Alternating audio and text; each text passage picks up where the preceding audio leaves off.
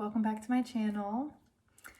I want to make a video today to talk about what happened and reflect on my 77-miler attempt on the Foothills Trail.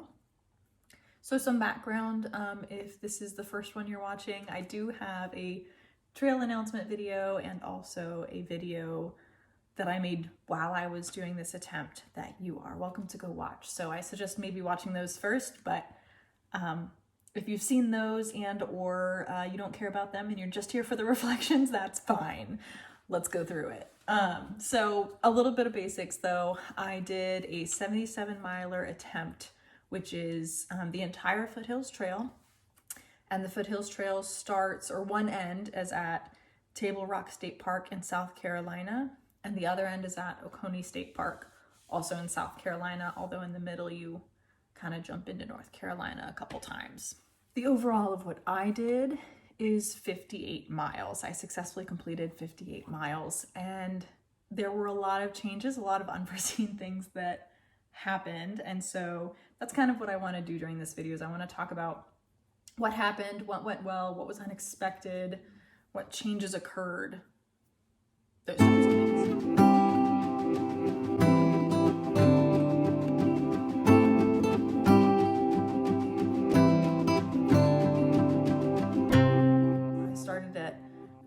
Table Rock State Park, and there was about a 8 to 9 mile climb up to Sassafras Mountain, and that was projected to be my second hardest vertical climb of the day. And I was hitting it first with fresh legs, which I thought was kind of a good idea. And when I said goodbye to my dad at Table Rock, he said something to me about the fact that he would see me at noon. I was starting at 10 a.m. and he would see me at noon up at Sassafras. And I should have, my first error of the day is that I should have looked at my chart that I had saved and with me of all of my times at all of my stops, because I would have known that he had just misspoke. And he caught it immediately after he left me because he looked, and I should have done the same. But instead, in my head, I thought, oh my gosh, I'm supposed to see him at Sassafras in 2 hours. And that's almost 9 miles of a climb, and I was very confused. I didn't know what I had done with my math before the trip, that was my estimated time of arrival. And so for that whole first climb up to Sassafras Mountain, I thought I was behind. What ended up happening is that I was ahead. The 12 o'clock time point was not real.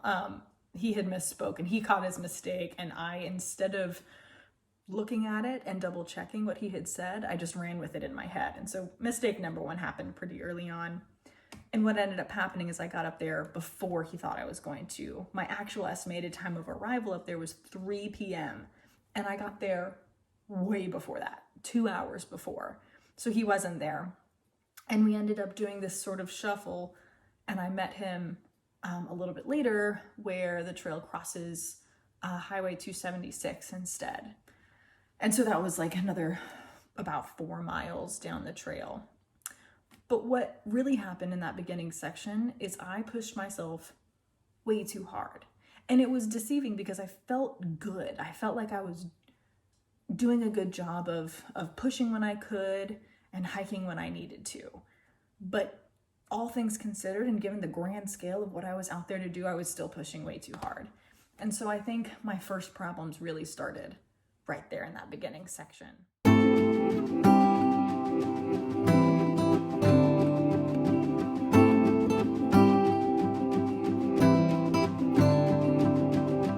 Now, if you did watch my video about my hike,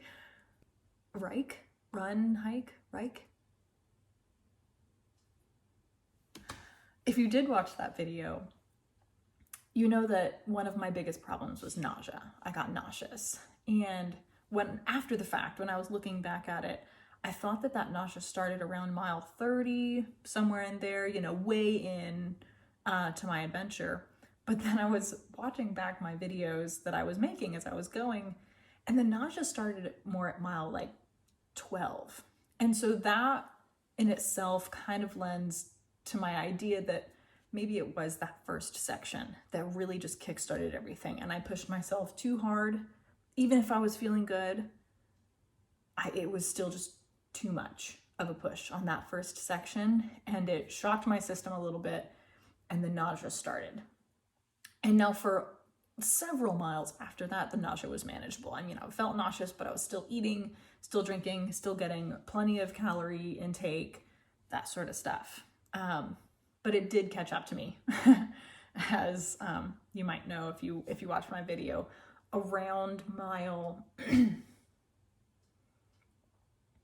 I guess it would be 40, the overnight section essentially is when it really caught up to me. So a couple of sections after the Highway 276 crossing where I met my dad, I met him 2 other times before I started my overnight section. And my overnight section was from Bear Gap Campground in Gorgeous State Park, and it was a 13-mile stretch from there to the top of Whitewater Falls. Now, that section, I call it my overnight section. I left my dad at Bear Gap campsite at midnight, roughly.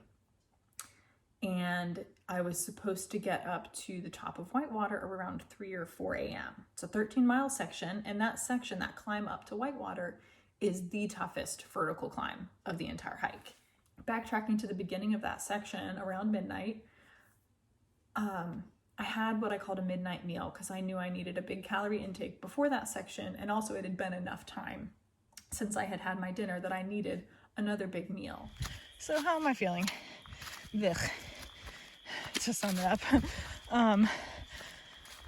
the main issue is that my stomach is upset with me again. Not horribly bad. I don't feel like I'm on the verge of being sick, but it's just feeling.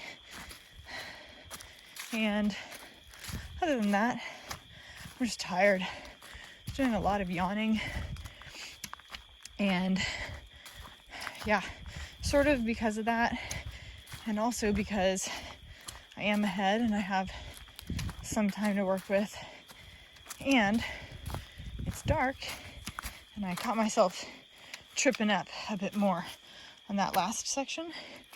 I'm not intending on running at all on this section. This is a 13-mile stretch, and it is, generally speaking, presumed to be my hardest section.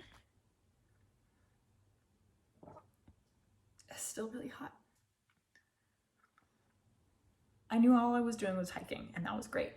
But the nausea was just really getting me. And for the first mile after I left my dad after midnight, from about midnight to 1 a.m., I was crawling like maybe 1 mile an hour. I was going so slow, and I was getting really mentally hard on myself of, I can't, this can't be the pace that I keep going at. This is not the pace that will actually get me to the end. I have to go faster. And also, the faster, I had this thought that the faster I got through this section, the faster the really hard stuff would be over. And while that's true, it was just adding unnecessary pressure to myself. Also, what happened in that section is that's where the deficit began. I didn't eat anything else for 13 miles, essentially. I mean, I tried. I had snacks with me, I had water with me, but what was happening is that every time I really went to walk hard going uphill, I would get nauseous. And every time I tried to eat something, I would get nauseous, and I couldn't force it down. It got to the point that I couldn't even drink water. Putting anything, intaking anything was making me think about it coming back up. And that was pretty bad. That created this deficit of energy where I couldn't put in enough calories or even hydration for what I was expelling to get myself to the next way station. And that's really kind of where it all came crumbling down. Another factor that happened on that overnight section is the headlamp tunnel, is what I call it, where when everything is dark around you and all you have is this spotlight of light in front of you. In previous trips, I've really enjoyed that because you can't get distracted by anything around you, and all you're doing is going this way, and it creates this false idea of how far you've gone. And for me, usually I go way further than I think I am at night because I can't perceive everything basically that's gone by me. All I'm looking at is 3 feet in front of me, basically. But it really did the opposite for me on this trip. I think leading up to midnight, it had that really beneficial tunnel vision sort of effect. But after midnight, when I was really struggling, it was repetition, essentially. All I was looking at in front of me was the same thing I had been looking at before.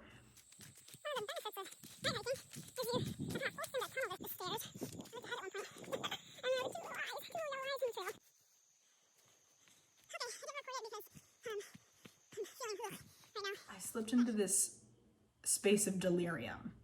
So I am in a calorie deficit. I'm way dehydrated. I feel sick.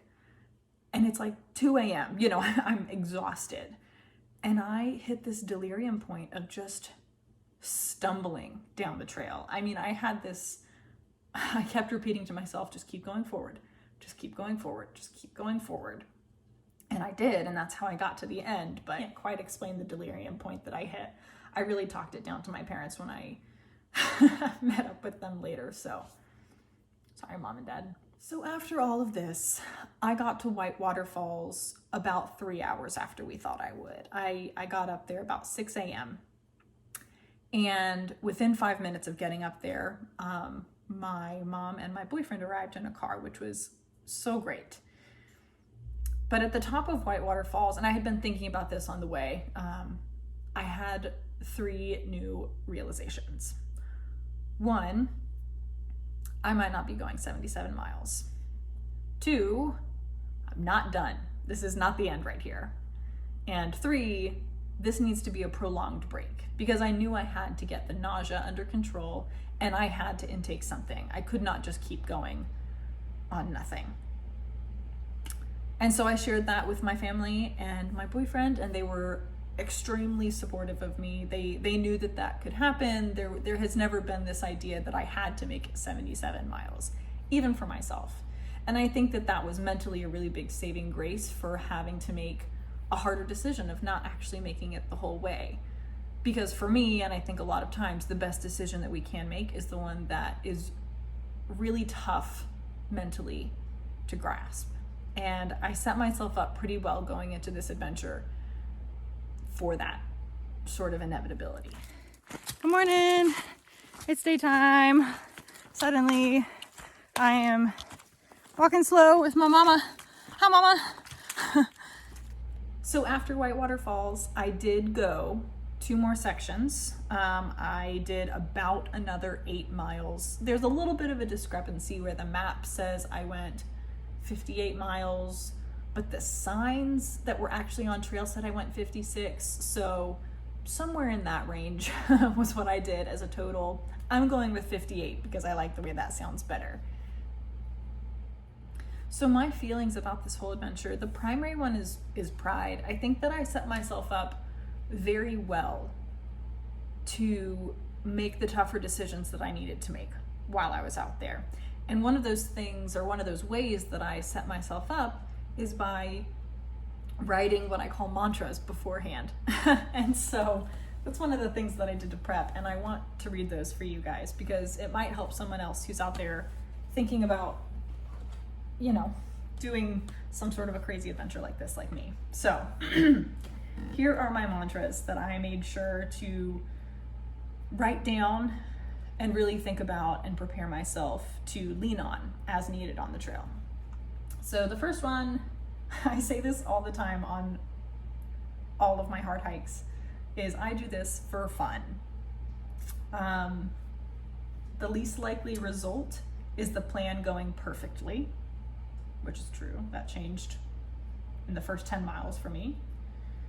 I am lucky to have the mental and physical capacity to attempt a challenge like this. My perceived failures are only observations for areas of growth.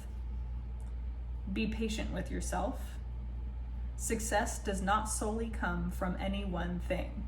Gratitude for the whole.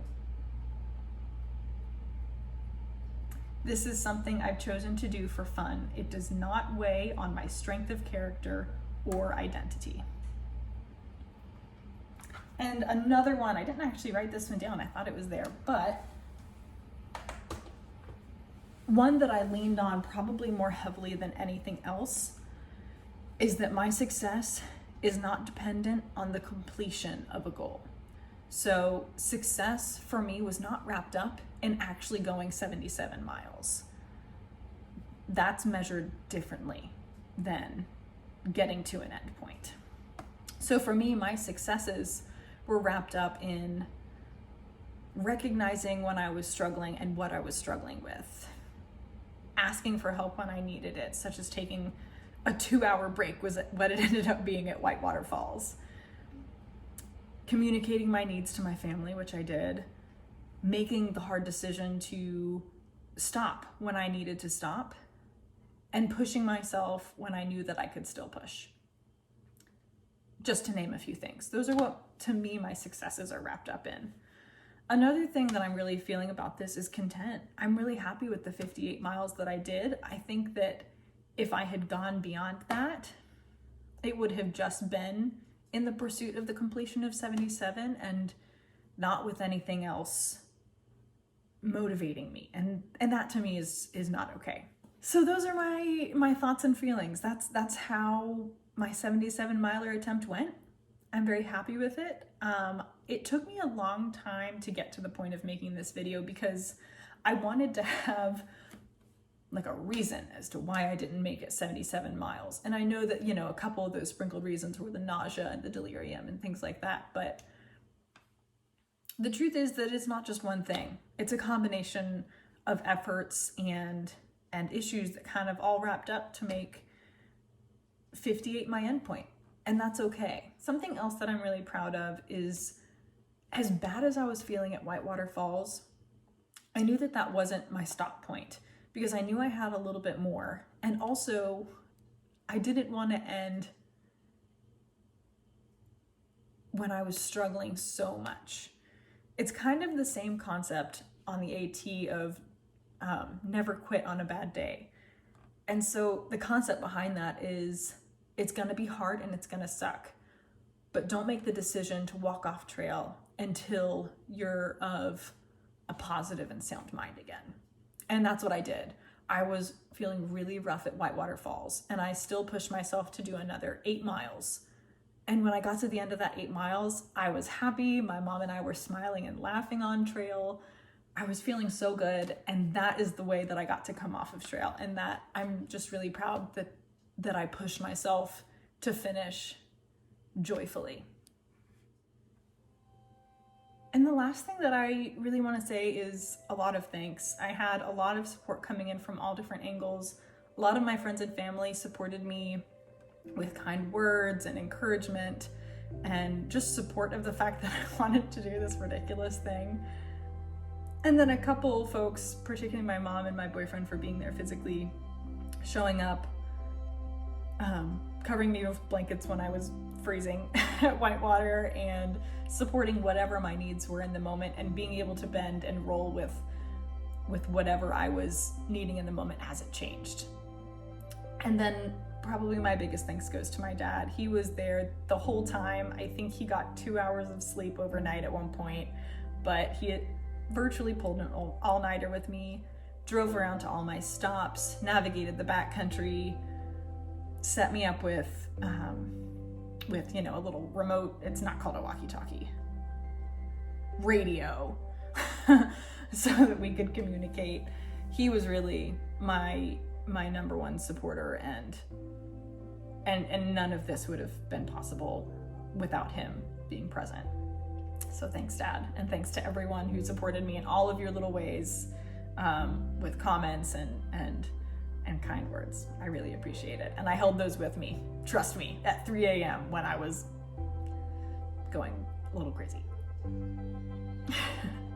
So thanks for watching. If you guys still have any questions about what happened or how I did what I did or didn't do, let me know in the comments. I'll try to respond to those. And if you have any interest in staying up to date with other adventures and some upcoming trail announcements. Do subscribe to my channel so that you get reminded as to when I come out with new videos and such. I also have an Instagram account that stays much more active than my YouTube, so check me out there. I'm on both platforms as Appalachian Adventurista. And thanks for being here, you guys. Have a great rest of your day.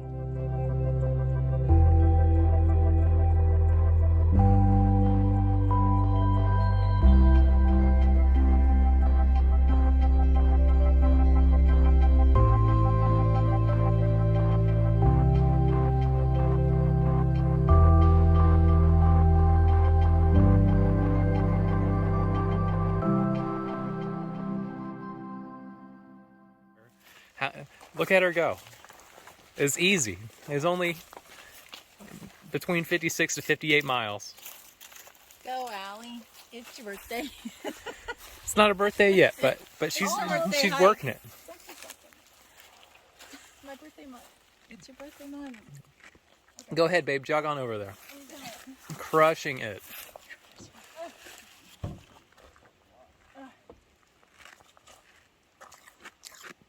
As you can see, it was an incredibly easy hike. Barely a challenge.